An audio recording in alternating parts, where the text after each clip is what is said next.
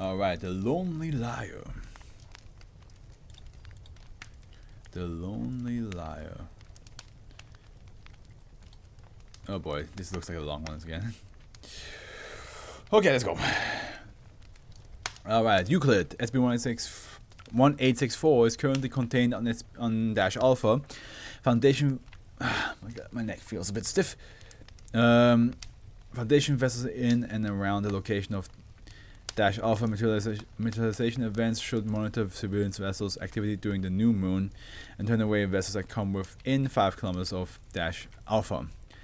Observational Site 1864 has been constructed on Dash Alpha to provide housing for personnel stationed on the island between Alpha materialization events. Dash Alpha, it's up there as a picture. Okay. Exploration of Dash Alpha and SCP-1864 should only be done between dusk and dawn on the night of an Dash Alpha materialization event. In the event that instances of Dash 3 should appear, necessary force has been permitted to dispatch the entities. Let me check. Actually, I don't need to check like this. I can just do this. And... But I don't think you guys see this. Yeah, you don't. No, you don't see it. Okay.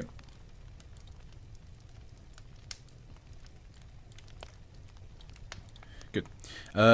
Dash Alpha is an island roughly 80 kilometers southwest of Coates Island within... Oh wait, hold on, before I go on.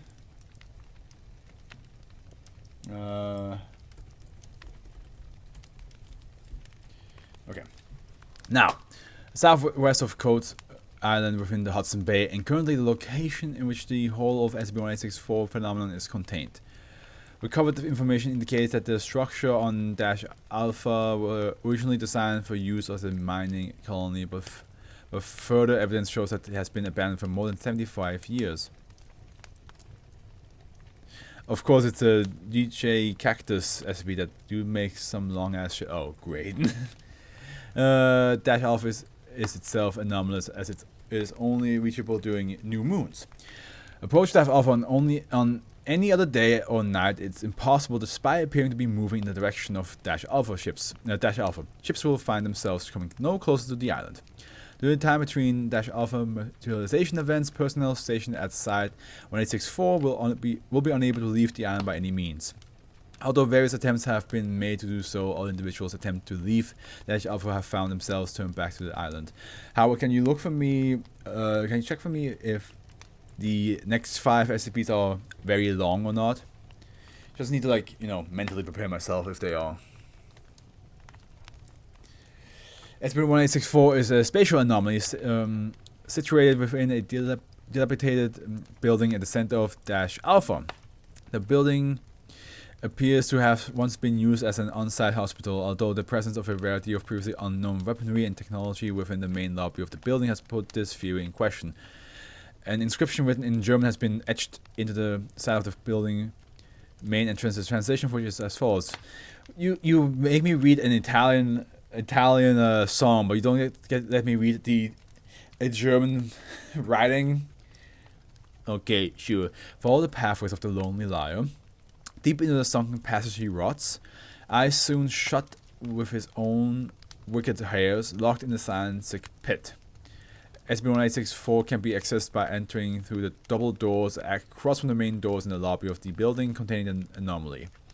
SCP-1864 is a vast labyrinth constructed to match the general aesthetic of Dash Alpha, which encompasses an area of roughly 15 kilometers squared, considerably larger than the overall area of the island on which it sits. Initial exploration of SCP-1864 was facilitated by a number of additional inscriptions along the walls of the labyrinth, much of which is documented in Addendum 1. Within the center of the labyrinth is a larger pool of water, roughly 65 meters in diameter. Dash 1 is located next to the pool. Dash 1 is a Class 2 near-humanoid entity standing at a height of roughly 4.3 meters. That is pretty fucking... Dash 1 has an elongated torso that connects to the floor beneath it, a single extendable arm-like appendage that connects to the body from the middle of the back, and a vaguely human-like face with the exception of 4 additional eyes situated across the sides and the front of the face. Mostly short with one mid-size. Good. Good, so this one's the longest one we probably have to deal with. It's generally emaciated in appearance. -1 is generally non-hostile and is capable of vocalizing in German, although it is not particularly responsive to questioning. -1 has been willing to elaborate only on the current nature of -2 and -3 instances.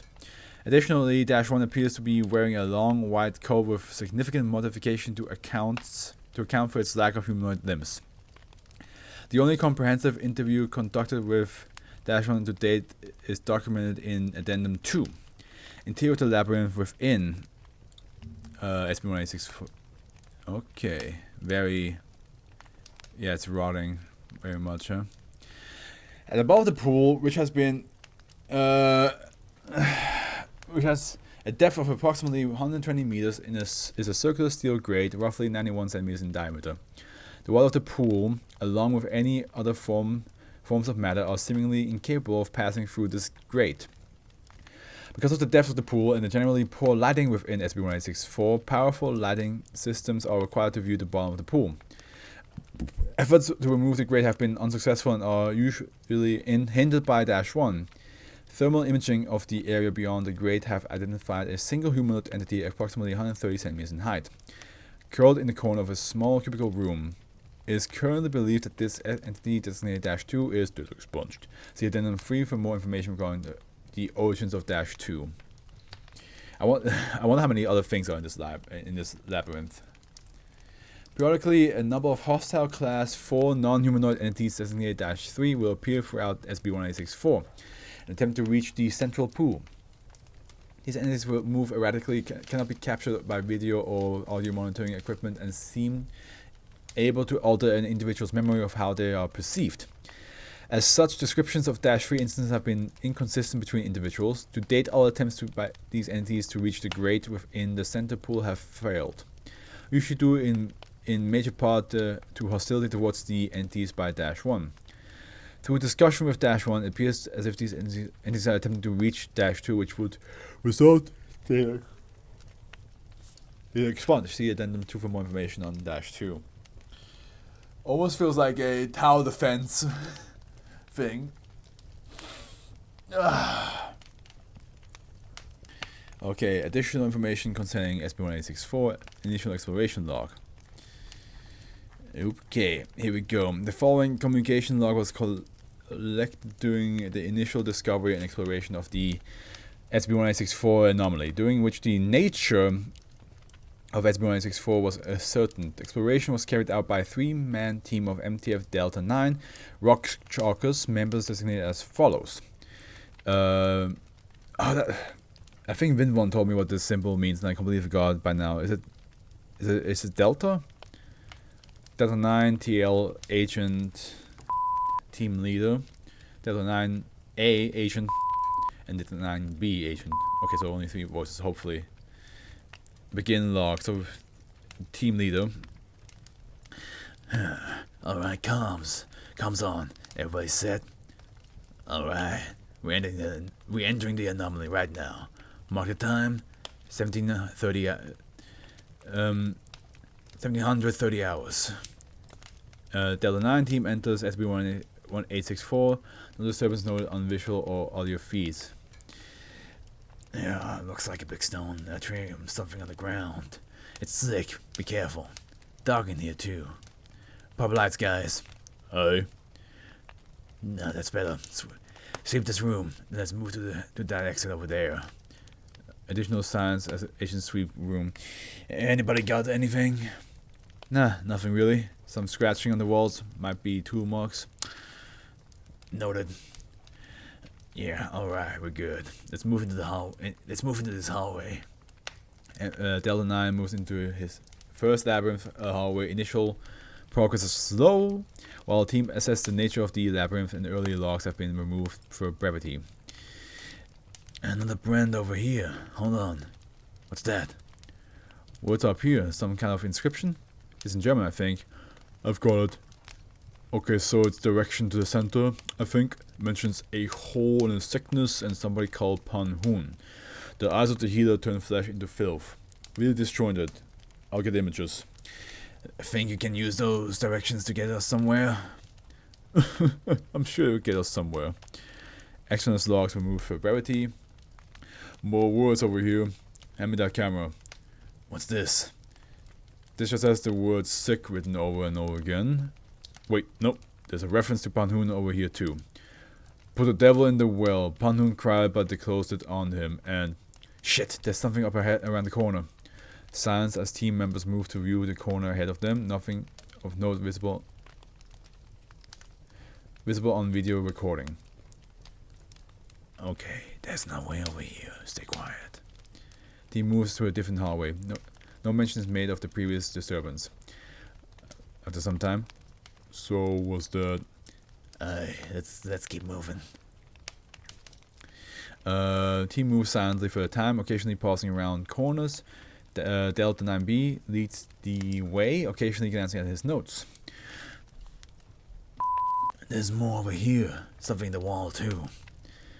Panhoon was a good boy. Panhoon said he only wanted to serve the Kaiser. Panhoon was sick, but not as sick as he saw us. And more mention of Panhoon. You know, I don't know if these were carved in the wall originally, or somebody came along and did it. Because that's a lot of chiseling, you know. I was thinking the same thing. This was stuck in this nook. A lot of notes. I can't read it. It's a scientific journal. Dr. Gregory Grosswald. Just flipping through it, there's more mention of Panhoon in here too. Worth holding on to anyway. Yeah, keep that. Let's go. Silence. Both Delta 9TL and Delta 9B turn to face Delta 9A, who is staring down the hall in front of them, unmoving. Delta 9TL draws his sidearm slowly. Walk backwards slowly. Don't look away from it. I know. All team members continue to stare down the hall, which appears vacant on video feeds. No sound is detected aside from that of the team members. It's gone? Did you see it? Yeah. Let's not stay here too long. Wait, let's not stay too long here. Any more directions down the wall? Yes, I'm loading them right now. External logs removed for brevity. You guys hear that? Team members stop and listen. The distinct sound of a human voice can be heard, albeit distantly. The distinct sound of a human voice can be heard, albeit distantly. Okay, I read that wrong. It's singing. Yeah, it's definitely singing. Might be coming up on the end. Then, prep your firearm, guys. The sound of firearms being readied is heard. Team moves quietly for a time. Sounds of singing increase in volume. There's a light up ahead. That's the exit. Team moves towards opening in the wall. Delta 9TL moves first. Jesus fuck, what? Dash 1 translated. Good evening, travelers. Well, actually, it's maybe I should go. Good evening, travelers. End log. Comprehensive Dash 1 interview. Access log. God damn. Damn you, DJ Cactus! The following interview was conducted after Foundation personnel had set up a direct route to the center of the labyrinth and a line of communication with Dash 1. The interview was conducted in order to... I'm sorry I dipped, but I'm back now. Hey, no worries. You got... What do you gotta do? Don't worry about dipping. Okay. The following interview was conducted after Foundation personnel had set up direct route to the center of the labyrinth, and line of communication with Dash 1. The interview was conducted in order to ascertain the origin of SCP-1864. A translator was used to facilitate communication between Dash 1 and the Foundation interviewer. Agent Arnel Tolan and Dash 1. Translator Agent Trevor Wilson. Okay, so we have Tolan and Wilson. But, okay. Tolan. Alrighty, I believe we're ready to begin. Can you state your name for our record, please? I am Dr. Heinrich Boff. Dr. Boff. You have been classified by our organization as an anomalous entity and have been given the designation Dash 1, by which you'll be referred for the duration of the interview. Do you understand? I do. Thank you. Can you tell me what this place is? That is difficult to answer, I think. Ostensibly, this is a maze within a pocket of outer space. But that is not what you are interested in, I think. What is the origin of this anomaly? Trickier still. Easy to say we found it this way. A mining colony that discovered something strange. Not in the rocks, but in their own back rooms. What was the purpose of the facility afterwards? Silence. -1. Many strange things during these years, Agent. A strange time. The world was changing, and the Geyser feared we would not change fast enough. So then, a military facility? During the First World War? No, we were never military, Agent. We were always men of science. Our dedication was to God and to chemistry. This anomaly was our primary objective when we first arrived. Yes, but only proved to be secondary to what came next. Which was? The lonely liar. Little Ban-Hoon. Who was Ban-Hoon? Was? No, Agent. Ban-Hoon was not. Ban-Hoon is. Ban-Hoon lied to us, told us stories, let us believe a falsehood. The damned little Ban-Hoon who... Is something wrong? A fishing ship for the colony. They found little Ban-Hoon in a net, drug him out of the sea. Sickly little boy, but glorious in creation. Those who beheld him could not grow ill. Those who were ill and beheld him were healed. The poisons, Agent, the enemies of the state were ruining us, costing us the war. We saw salvation. What happened to the facility and yourself? Little Ban-Hoon told us he was sent by God, a messenger of peace eternal, to bring an end to pestilence. Make no mistake, Agent. There were no shortage of doubters, myself included, but the evidence was staggering. That does not explain what happened to the facility or you. Begins to respond in a sing-song voice. Little Ban-Hoon, the lonely liar. We put him in a box when he lied to us and dumped the box into the pit. Can't reach us from the pit, Ban-Hoon. Your sick eyes can see us when they're soon shut. I don't understand, -1. The water keeps Ban-Hoon quiet, keeps him put away. Ban-Hoon woke one night and was different. There was a change in the air then. The rest of them, they were angry. Angrier than I. You mean the instance of -3 that we've... My friends, my family, all. What Ban-Hoon did to me was nothing. I am still a man, although I man lost. The rest you cannot even say that. I put him in the box, sewed his sick little eyes shut and locked the box. I can still remember the screaming like... What about the instance of -3? They want nothing more than to pull Ban-Hoon into the darkness with them, Agent. I cannot let them open the gate. They do not remember the world above, but I do. They do not know how they would fail.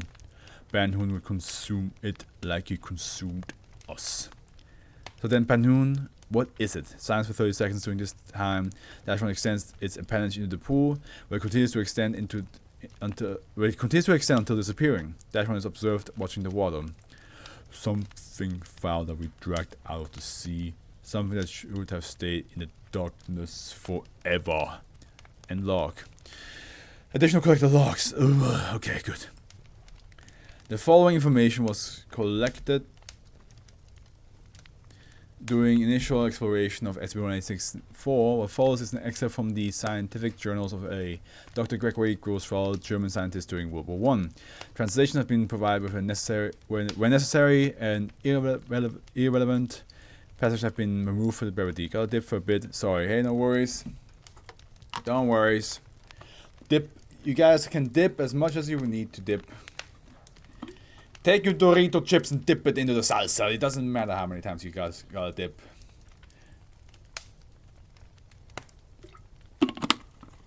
I know that you guys have my back. August 15th, 1916. A commotion in the market today. One of the fishing vessels pulled a small child out the ice. Dr. Mans initially declared the boy dead, but I discovered he still drew breath. Miraculous and in no way unrelated to the anomaly of our study. I believe. I will visit the boy when he becomes healthy. August 19th, 1916. The boy is pleasant enough, although speaking with him has become an inconvenience. The boy claims that he is called Panhun, but cannot seem to form a sentence without switching between a number of languages. Whether this was taught to the child or a matter of some other nature is currently unknown to me. Dr. Mans claimed the boy is sickly, however, and is not certain if he will last the winter, much less the month. August 27th, 1916. Another miraculous event surrounding a mysterious Panhun. All of the patients at the medical center have been released, their symptoms vanishing overnight. When pressed, all of them claimed that Panhun came to them while they slept and touched their skin. A number said that the boy simply looked at them and they became well. Dr. Mans is aghast, and I must say that I do not blame him. I have arranged another meeting with the boy, with Dr. Boff accompanying me. We will get to the bottom of this.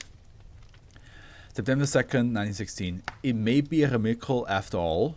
The boy claims that he is a messenger from God Almighty and that his arrival was signaled the dawn of a new Jerusalem in our country. He speaks of peace eternally, an end to sickness and war, and the glory of Germany and the Kaiser. After seeing the works of his hands, I no longer have any reason to doubt. We will bring this child back to Berlin when the next ship arrives, and we will secure the glorious victory for the fatherland. This boy Panhun will be our salvation. And then he screwed you guys over. The lonely liar.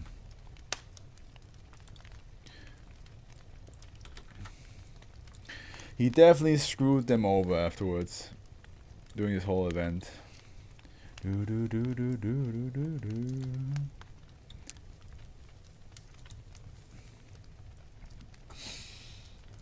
Oh god damn.